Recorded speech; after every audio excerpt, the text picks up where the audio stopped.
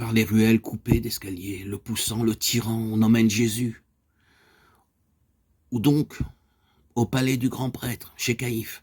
C'est lui qui a présidé les réunions nocturnes où l'on a décidé de se débarrasser de Jésus. C'est lui qui dirige la communauté religieuse d'Israël. Il n'a pas le droit d'interroger Jésus de nuit. La loi veut que les procès aient lieu au grand jour. Pourtant, il le fait aussitôt qu'on paraît. Il a un si violent désir de voir cet homme à sa merci. Le grand prêtre questionne Jésus sur son enseignement. « Je ne me suis jamais caché, je n'ai jamais rien dit en secret. Demande à ceux qui m'ont entendu. Ils te renseigneront sur ma doctrine. » La réponse est si juste que Caïphe ne peut retenir un mouvement de colère et qu'un de ses serviteurs frappe Jésus d'un soufflet.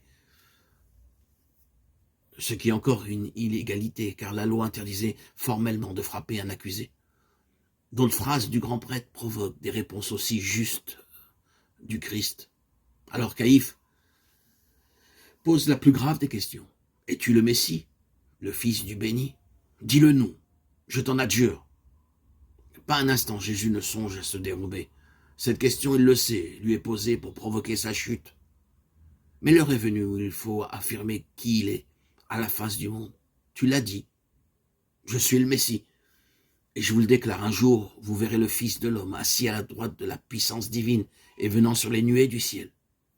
Aussitôt Caïphe se met à crier, à déchirer sa robe, à prendre les assistants à témoins. Il fait semblant de croire que c'est là un horrible blasphème. Cet homme s'est dit le Fils de Dieu, il a blasphémé. Qu'avons-nous besoin de témoins que vous ensemble? Et l'assistance de hurler, il mérite la mort. Pendant qu'a lieu cet interrogatoire inique, une scène bien pénible se passe dans la cour du palais de Caïphe. Il y a là des valets, des soldats, des servantes. On a fait de grands feux car la nuit est fraîche. On parle de ce qui vient de se passer, de l'arrestation de Jésus. Quelques-uns des apôtres ont essayé de suivre leur maître et se mêlent au groupe. Pierre est là, guettant les nouvelles. Brusquement, une femme l'examine, le montre du doigt. En voilà un qui était avec Jésus de Nazareth. La peur mord Pierre aux entrailles. S'il est reconnu, que fera-t-on de lui? Il proteste, non, non. Il ne connaît pas cet homme, et il ajoute même un serment. À ce moment, dans la nuit, un coq chante. Mais trop ému, l'apôtre n'y prend point attention. Une heure passe. Pierre est revenu dans la cour, il veut savoir, il pose quelques questions. Mais les gens de Galilée ont un accent qui les fait aisément reconnaître.